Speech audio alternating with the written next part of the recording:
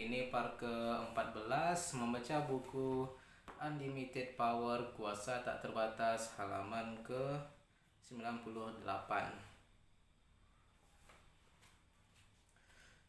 Komitmen adalah komponen sukses yang penting dalam bidang manapun. Sebelum meraih sukses, Dan Rather sudah melegenda sebagai penyiar berita televisi paling bekerja keras di Houston. Mereka masih membicarakan saat ketika ia menyiarkan beritanya sambil bergantungan di sebuah pohon sementara topan menuju pantai Texas. Saya mendengar seseorang membicarakan soal Michael Jackson tempoh hari, mengatakan bahwa Jackson itu memiliki anak ajaib dalam semalam. Dalam semalam, apakah Michael Jackson punya talenta hebat?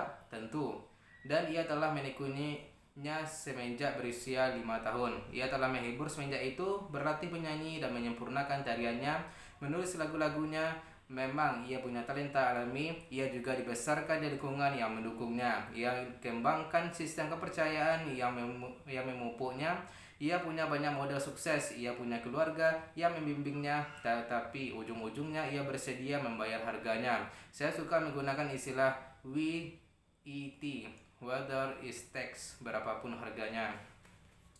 Orang sukses bersedia melakukan apapun demi sukses. Itulah sama kuatnya seperti apapun juga yang membedakan mereka dari yang lain. Apakah ada kepercayaan lain yang mendorong kesempurnaan? Tentu, kalau Anda merenungkannya jauh lebih baik. Dalam buku ini hendaknya Anda peka terhadap wawasan yang bisa Anda tambahkan sendiri. Ingatlah, sukses meninggalkan petunjuk. Pelajarilah mereka yang sukses, cari tahulah kepercayaan kunci yang mereka pegang dan yang meningkatkan kemampuan mereka untuk mengambil tindakan efektif secara konsisten dan menghasilkan hasil-hasil luar biasa. Ketujuh kepercayaan ini telah menghasilkan keajaiban bagi orang-orang sebelum Anda, dan saya percaya ketujuhnya juga bisa menghasilkan keajaiban bagi Anda kalau Anda berkomitmen terhadap ketujuhnya secara konsisten. Saya hampir-hampir bisa mendengar pikiran sementara pembaca, betul kalau saja. Bagaimana seandainya kepercayaan-kepercayaan Anda tidak mendukung Anda? Bagaimana seandainya kepercayaan-kepercayaan Anda negatif, bukan positif? Bagaimana dong kita mengubah kepercayaan? Anda sudah mengambil langkah pertamanya, yaitu kesadaran. Anda tahu apa yang Anda inginkan. Langkah keduanya adalah tindakan. Belajar mengendalikan representasi internal dan kepercayaan Anda. Belajar mengelola otak Anda. Sejauh ini kita telah mulai menggabungkan kepingan-kepingan yang saya percaya menuntun kepada kesempurnaan. Kita telah mulai dengan ide bahwa informasi itu komoditinya para raja, bahwa komunikator ulung adalah mereka yang mengetahui apa yang mereka inginkan dan yang mengambil tindakan-tindakan yang efektif yang menyesuaikan perilakunya hingga mereka capai hasil akhirnya. Di bab 2 telah kita pelajari bahwa jalan menuju kesempurnaan adalah lewat mempelajari modal. Kalau Anda bisa menemukan orang yang meraih sukses luar biasa, Anda telah mempelajari modal tindakan-tindakan spesifik yang secara konsisten mereka ambil, yang menghasilkan hasil-hasil kepercayaan mereka, sintaks mental mereka, dan fisiologi mereka, sehingga Anda pun bisa menghasilkan hasil-hasil serupa dalam waktu belajar yang lebih singkat. Di bab 3 telah kita bicarakan kuasa kondisi. Telah kita lihat bagaimana perilaku yang berkuasa, yang berakal budi, yang efektif bisa mempengaruhi kondisi neurofisiologis. Di bab 4 kita telah mempelajari tentang sifat kepercayaan, bagaimana kepercayaan-kepercayaan yang membedakan sifat kepercayaan, bagaimana kepercayaan-kepercayaan yang membedakan itu membuka pintu menuju kesempurnaan. Dalam bab ini telah kita 7 kepercayaan yang menjadi batu penjuru kesempurnaan. Sekarang akan saya jelaskan teknik-teknik ampuh yang dapat membantu Anda menggunakan apa yang telah Anda pelajari. Tibalah saatnya untuk belajar. Bab ke-5. Menguasai pikiran Anda. Bagaimana caranya mengelola otak Anda? Jangan mencari kesalahan, carilah solusinya. Henry Ford. Bab ini adalah soal mencari solusi. Sejauh ini kita telah membicarakan soal apa yang hendaknya Anda ubah kalau Anda ingin mengubah kehidupan Anda. Kondisi apa saja yang memberdayakan Anda dan kondisi apa saja yang membuat Anda timpang. Dalam bagian ini Anda akan belajar bagaimana caranya mengubah kondisi-kondisi Anda agar Anda bisa menghasilkan apapun yang Anda inginkan. Kapan Anda menginginkannya? Orang biasanya bukan kekurangan sumber daya, mereka kurang kendali atas sumber-sumber daya mereka.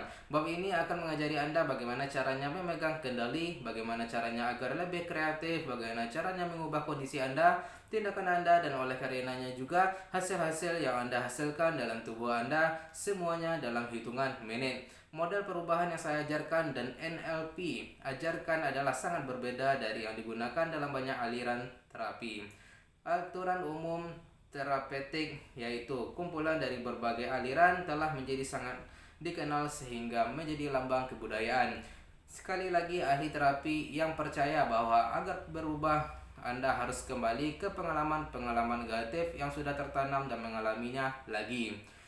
Idenya adalah bahwa orang mempunyai pengalaman-pengalaman negatif dalam kehidupan yang menumpuk di dalam diri mereka seperti cairan, hingga akhirnya tidak ada lagi tempat hingga meluap. Satu-satunya cara untuk mengakses proses ini, kata sang ahli terapi, adalah mengalami kembali kejadian dan kepedihan itu lagi, lalu berusaha melepaskan sekali untuk selamanya. Segalanya dalam pengalaman saya mengatakan bahwa itu salah satu cara paling tidak efektif untuk membentuk orang dengan masalahnya. Pertama-tama, ketika Anda minta orang kembali dan mengalami kembali trauma yang menyedihkan, Anda menempatkannya dalam kondisi yang paling menyakitkan, paling tidak berakal budi. Kalau Anda menempatkan seseorang dalam kondisi yang tidak berakal budi, peluangnya menghasilkan perilaku baru yang berakal budi dan hasil-hasilnya menjadi sangat berkurang. Malah, pendekatan ini bahkan bisa menguatkan pola yang menyakitkan atau tidak berakal budi itu. Dengan terus mengevaluasikan kondisi-kondisi neurologis dari keterbatasan dan kepedihan itu, seperti itu, menjadi jauh lebih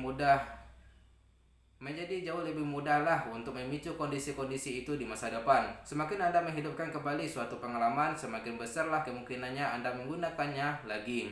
Mungkin itulah sebab demikian banyak terapi tradisional itu memakan waktu demikian lama untuk menghasilkan hasil-hasil. Saya punya beberapa teman baik yang menjadi ahli terapi. Mereka sungguh peduli kepada pasien-pasien mereka. Mereka percaya bahwa pekerjaan mereka itu menghasilkan perbedaan. Memang terapi tradisional memang menghasilkan hasil-hasil, tetapi pertanyaannya adalah, mungkinkah hasil-hasil itu dihasilkan dengan kepedihan lebih kecil bagi sang pasien dan dalam waktu yang lebih singkat? Jawabannya adalah mungkin kalau kita mempelajari modal tindakan-tindakan ahli terapi paling efektif di dunia yang justru dilakukan oleh Bandler dan Ginder. Malah dengan menguasai suatu pemahaman sederhana tentang bagaimana cara kerja otak Anda bisa menjadi ahli terapi bagi diri sendiri, konsultan pribadi bagi diri sendiri. Anda lampaui terapi dan menjadi mampu mengubah perasaan, emosi, atau perilaku apapun bagi diri sendiri dalam hitungan menit.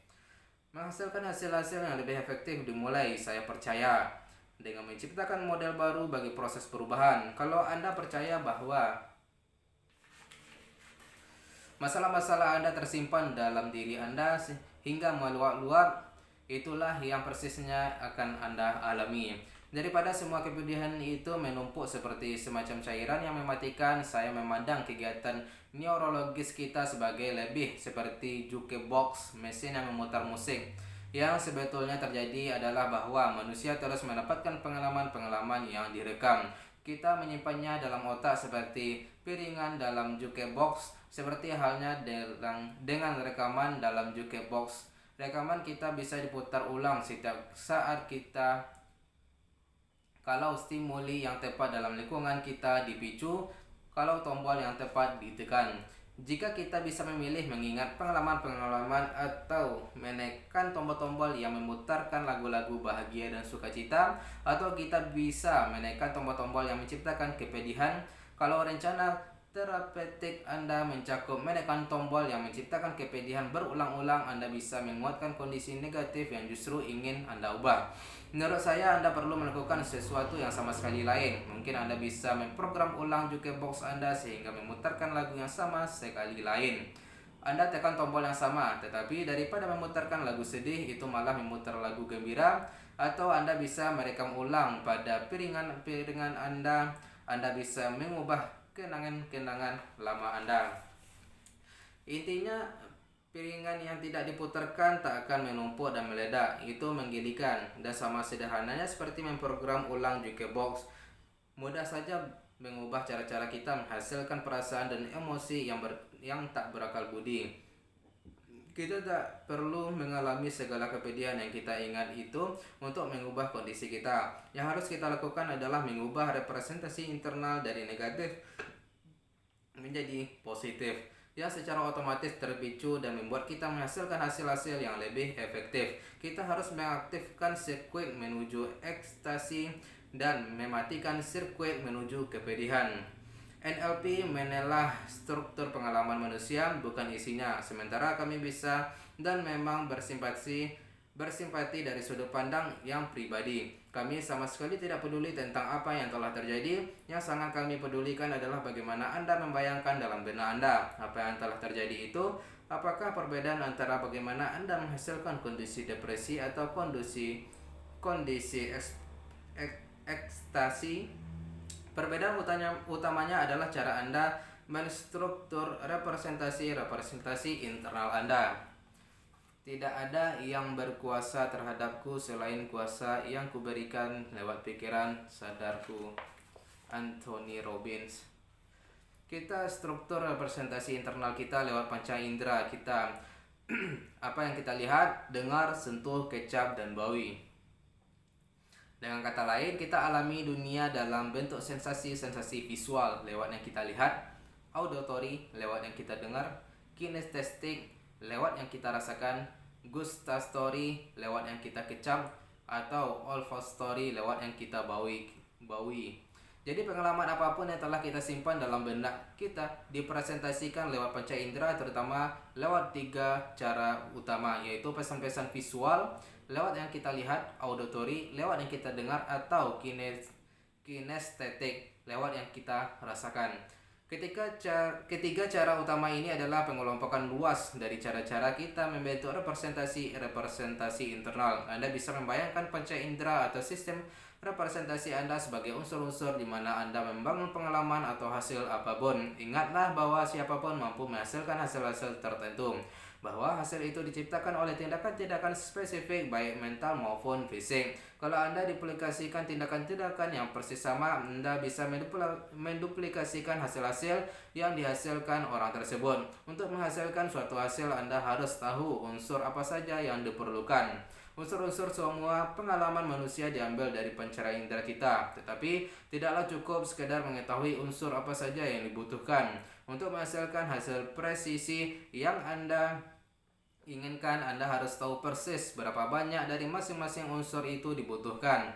Kalau Anda masukkan terlalu banyak atau terlalu sedikit unsur tertentu, Anda tidak akan menghasilkan jenis dan kualitas hasil yang Anda inginkan. Ketika manusia ingin mengubah sesuatu, biasanya mereka ingin mengubah 1 atau 2 hal. Bagaimana perasaannya, yaitu kondisinya, dan atau bagaimana perilakunya. Umpamanya seorang perokok seringkali ingin mengubah bagaimana perasaannya secara fisik dan emosional, kondisinya, dan juga pola perilakunya untuk terus merokok. Dalam bab tentang kuasa kondisi, kita telah jelaskan bahwa ada 2 cara untuk mengubah kondisi manusia, dan oleh karenanya juga perilakunya. Entah mengubah fisiologinya yang akan mengubah bagaimana perasaannya dan jenis perilaku yang mereka hasilkan, atau mengubah representasi internalnya. Bab ini adalah soal belajar bagaimana caranya mengubah secara spesifik cara kita merepresentasikan segalanya sehingga memberdayakan kita untuk merasa dan menghasilkan jenis-jenis perilaku yang mendukung kita dalam pencapaian sasaran kita. Ada 2 hal yang bisa kita ubah tentang representasi internal kita. Kita bisa mengubah apa yang kita representasikan. Demikianlah umpamanya, kalau kita membayangkan skenario yang buruk, kita bisa mengubahnya dengan membayangkan skenario yang baik, yang terbaik. Atau kita bisa mengubahnya bagaimana kita merepresentasikan sesuatu. Banyak orang mempunyai kunci tertentu dalam benaknya yang memicu otaknya untuk memberikan respon tertentu. Umpamanya, ada orang yang membayangkan sesuatu sebagai sangat-sangat memotivasinya. Ada juga yang menemukan bahwa nada suara yang mereka gunakan ketika berbicara kepada diri sendiri tentang sesuatu itulah yang menghasilkan perbedaan besar dalam motivasinya. Hampir semua orang mempunyai subcara kunci yang memicu respon-respon ketika di dalam dirinya. Begitu kita temukan cara-cara yang berbeda-beda, kita merepresentasikan segalanya dan bagaimana semuanya itu mempengaruhi kita. Kita bisa mengendalikan pikiran kita dan mulai merepresentasikan segalanya dengan cara yang memperdayakan daripada membatasi kita. Itu saja dulu guys. Besok kita akan sambung ke halaman 104. Sekian, bye-bye.